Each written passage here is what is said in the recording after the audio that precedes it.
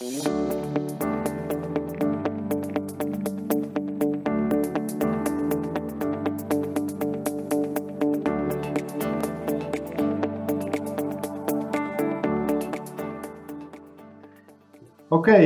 so first of all, Frank, thank you so much for taking the time and sharing your insights and about your experience with us.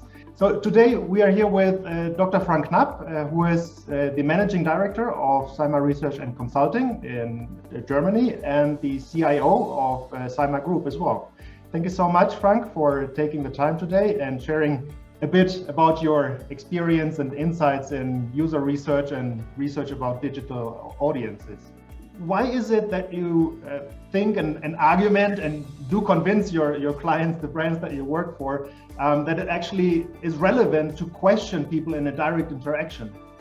Yeah, I'm not against data, obviously. To have lots of data is always nice, but I think this is already a part of the problem. You have myriads of data, and it will take you a lot of time to sort that out, and it's going to be a lot quicker if you ask your users, your customers directly what they think. I mean, they won't be too good in specifically describing a new product or service or whatever, but they are good in explaining how their life currently is, what their needs are, what unmet needs they are experiencing. And you can always build upon that. And if you don't need to know what your customers think, then kind of please go ahead. That's fine. But normally that's not a good business strategy. And if you're saying, look, it's okay for me to experiment and have a 2% uplift is okay for me, that's fine. But this is just optimizing and not necessarily innovating. Yeah. So if you want to create something new, go where nobody went before, basically, then data about past behavior is basically leading you nowhere. So that's why really directly interacting with users, directly asking them questions, understand what they think and what they need and how they experience what you are currently doing, what your competition is doing, how and what they talk about with their peer group. That always makes sense. And otherwise, I mean, a business strategy is much more than creating a small piece of digital content. It's how you want to be perceived in general, how you want to run your communication, your tonality, whether everything is consistent. And that's something which needs to be properly reflected by your users, customers, prospects. Thank you so much. I think that is very enlightening. So considering the experience that we all have had, unfortunately, during the last 24 months with the pandemic, is there anything that has changed in terms of how your clients and brands and organizations in general view the evaluation of digital channels or how they consider user experience research? I mean, we market researchers always like to use technology, so that's was fine with us to do video conferencing a bit more than beforehand and to explore everything which allows us not, let's say, to travel or do things like that. What's obviously always evolving is then the need for personal interaction.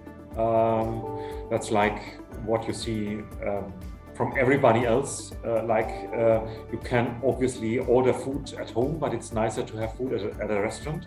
So I think the uptake in digital is nice, but that still leaves, I think, the need for personal interaction a bit. So we have to juggle both. And the same is probably with the business strategy of our clients. So you can do a lot digitally, but you need to know how to do that in order not to lose clients. And if you are basically telling, look, nowadays you as a customer have to do everything digital and upload your documents, and I do not want to talk any longer with you, that's probably a bit less personal. So again, and that relates to what I've been explaining beforehand, you really need to find out, both as a market researcher and from the client perspective, where the benefits of digital are and where the benefits of personal are. And there's always, the optimum is probably always a hybrid combination, or at least offer the possibility for personal interaction.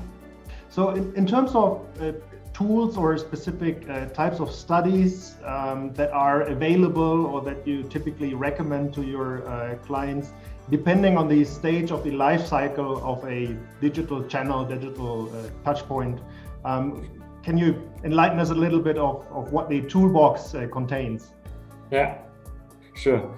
I mean, what I always prefer to have is so-called touchpoint related surveys. I always like to interact with real users of real touchpoints, like send out a survey invitation directly on a digital touchpoint, whether this is a website or an online banking or the login section or a social media touchpoint. Because the point is, if somebody accesses a digital touchpoint, they have certain expectations and needs. And if you would use any other type of methodology, they would simply kind of cognitively reflect on what they should need. Mm-hmm. But if they kind of hit a channel, they already have something in mind.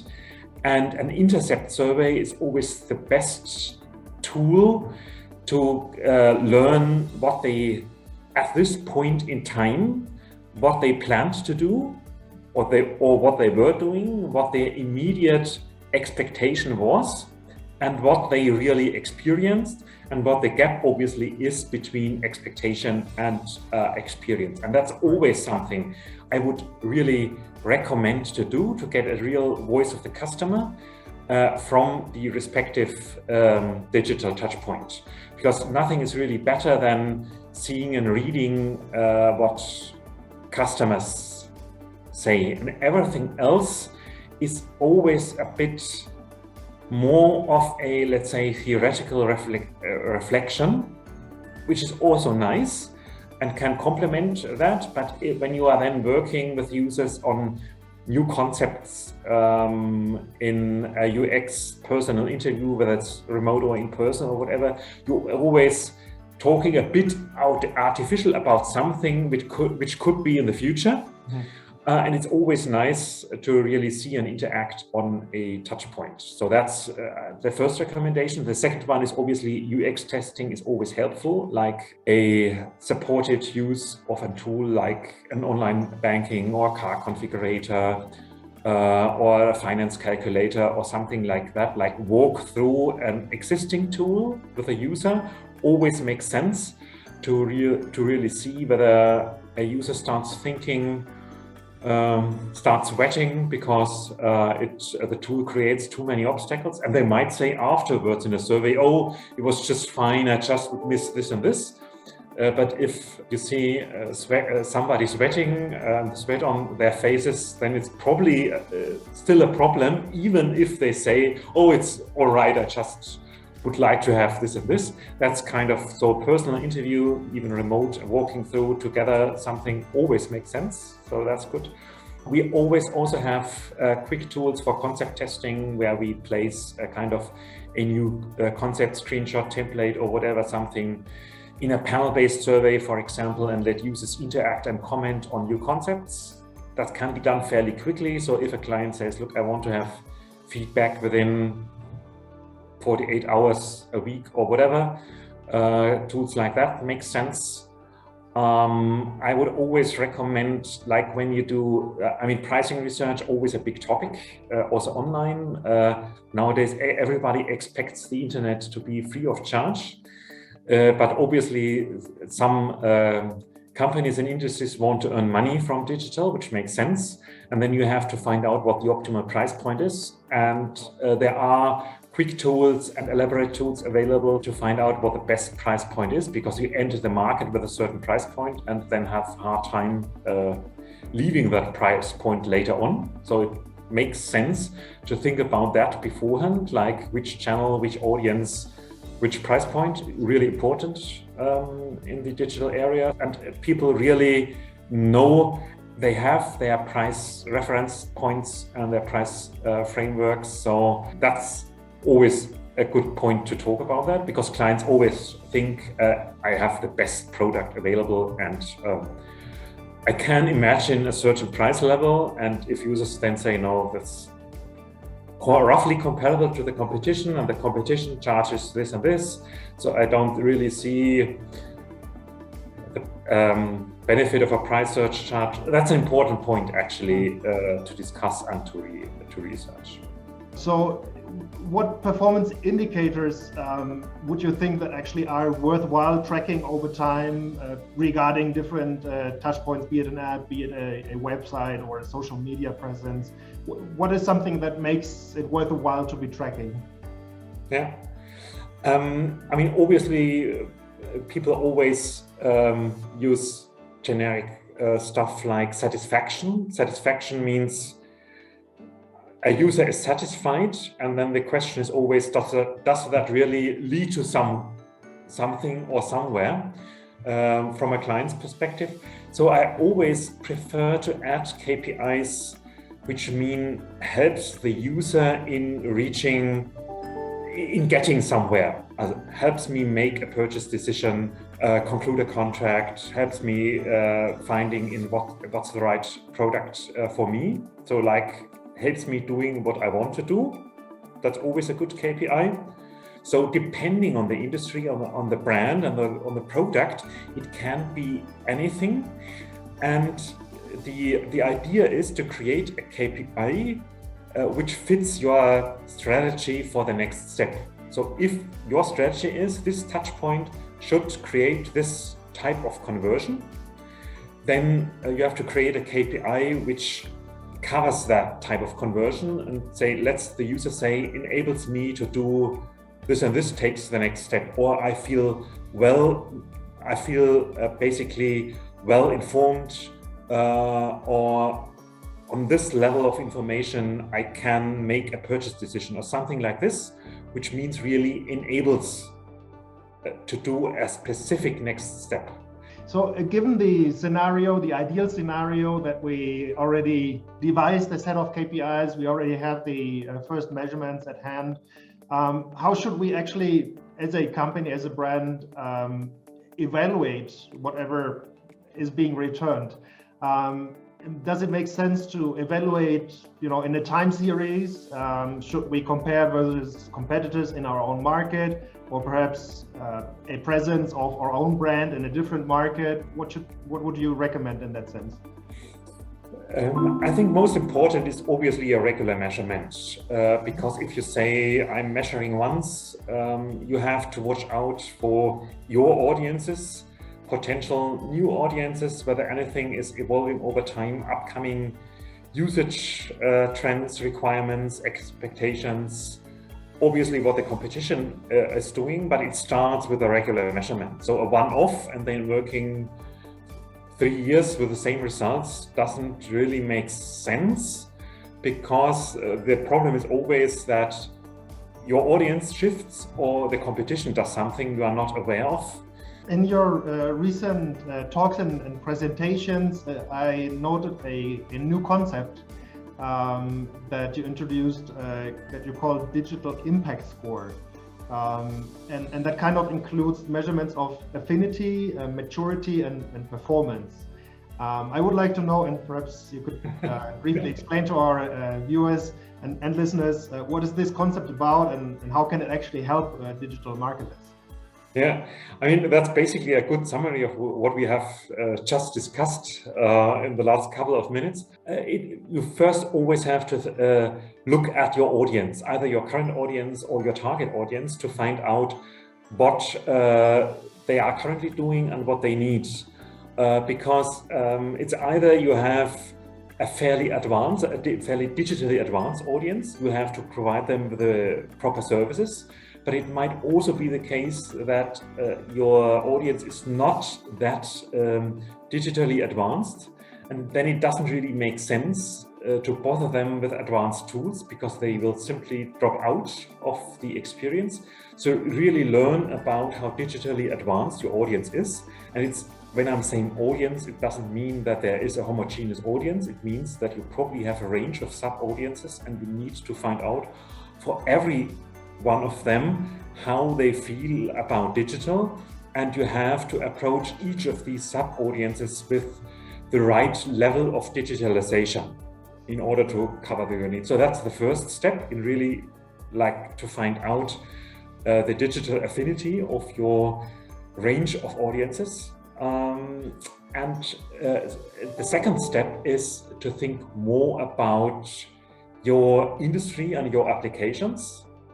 So even digital advanced audiences might want to have some personal touch within the overall customer journey. So kind of more properly describe the customer journey within your industry, your range of products, to find out what is the right level of maturity for my digital customer journey and what's the right mix of digital and non-digital. That's like interacting with customers to find out what regarding the audience and your products and your services would be the best digital and non-digital customer journey. And the third part is obviously to find out where you currently are and what's the gap to the optimum regarding your audiences and regarding to the maturity of your digital service level is. And normally when you think about a proper customer journey, whether digital or non-digital, you always have pre-sales, sales and after sales, regardless of the industry. And you always have to properly describe the different elements and phases in that customer journey to find out which audience needs what and what the current market expectations in each phase is.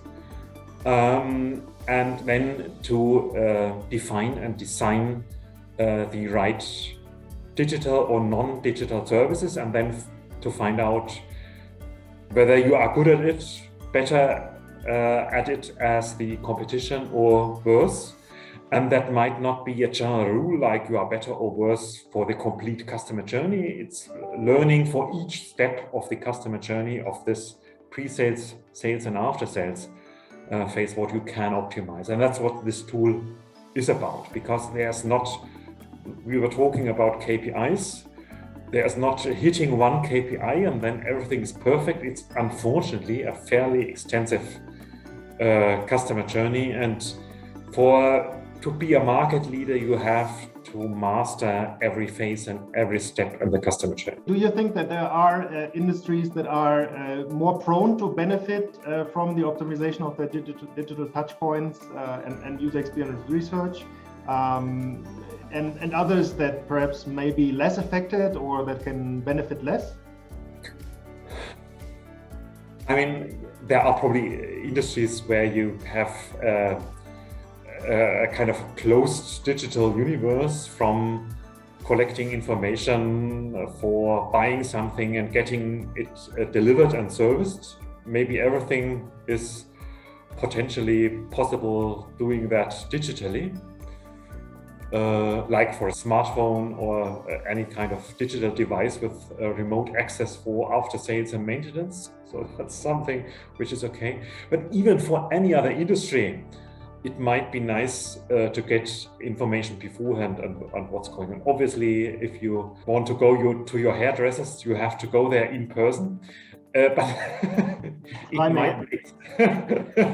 might make sense to get inspiration digitally from YouTube, Instagram, or get consultancy beforehand digitally, something like this, to be prepared for the proper program and need to know whether you need 10 minutes, half an hour or an hour for your appointment.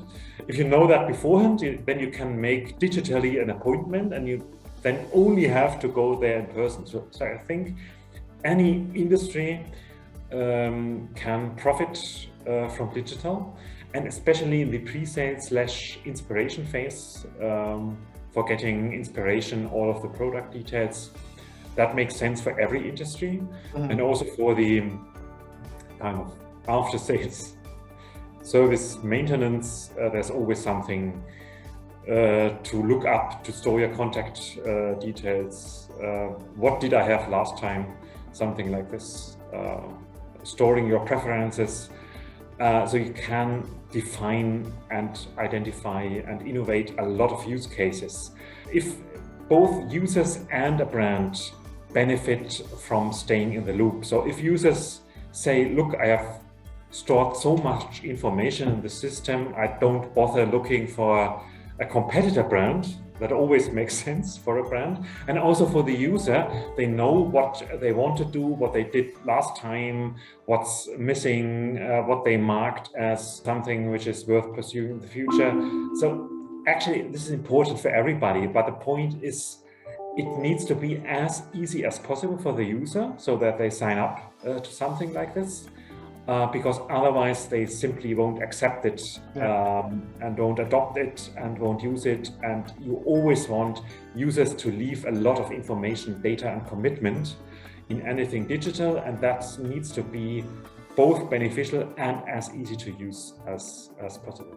So for any industry, basically, that really makes sense.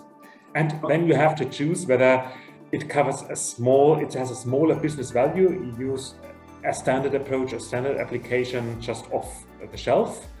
And if you feel that you need to have a more immersive brand experience, you can spend a lot of money together with your agency in developing an innovative digital approach. But both need to be properly tested with your audience's expectations, I think. Well, wonderful. Thank you, Frank, so much for describing the state of art and your experiences so far. In this segment of market research. Given your background and your experience, would you dare to give a look forward and describe us what you think about how the sector will develop in the future? Yeah, I mean, the good thing for us researchers is that there's always somebody outside of the industry who invents something, like a new social media channel or a new digital application or whatever. And we as researchers, and in order to help our clients, we just need to keep our eyes open and an open mind, and to look up the newest technical and digital developments to find out how that can be used either for reaching out to potential respondents and or how that complements the business models of our clients. And I mean, we as researchers do not have to make the future, basically, because there are other much larger and stronger industries outside who kind of always innovate, create new digital applications. And we just have always to look out for that kind of developments and think about how we can include that in our research. That makes it, on the one hand, fairly easy because we just have to observe and monitor what's going on in the real world, in the real digital world, basically, and test and try it and find out how that can be used to interact with respondents and, as mentioned, complement the business models of our clients. And that's always a way to do something. I mean, that's like we started to look at websites. And you know, beforehand there was the large screen and there were special websites for mobile devices, and now it's responsive.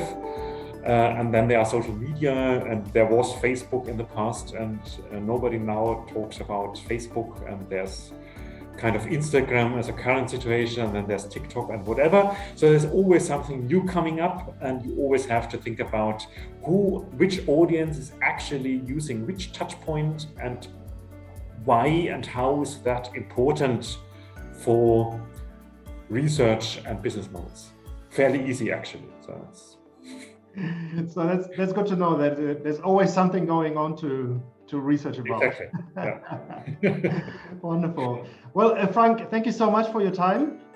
Final question, if any of our listeners or viewers would like to get to know a little bit more about this sector of innovative market research, about digital touch points and channels, where can they find more information? Where can they update a little more? About Simon, that's fairly easy actually. We try to portray all our business solutions digitally with proper landing pages and case studies. So everybody's obviously welcome to have a look at our website, and for some solutions there's even a Spanish language version available. But otherwise, for most of the stuff, there's at least an English language version. And we try to report when we had something like business breakfasts, where we invited our clients to share their digital experience and the optimization routines and what their newest ideas are on their business models. We also try to share a condensed version of those conferences on our website online. Great. Well, much appreciated, Frank. Thanks for sharing, and I hope to see you soon again.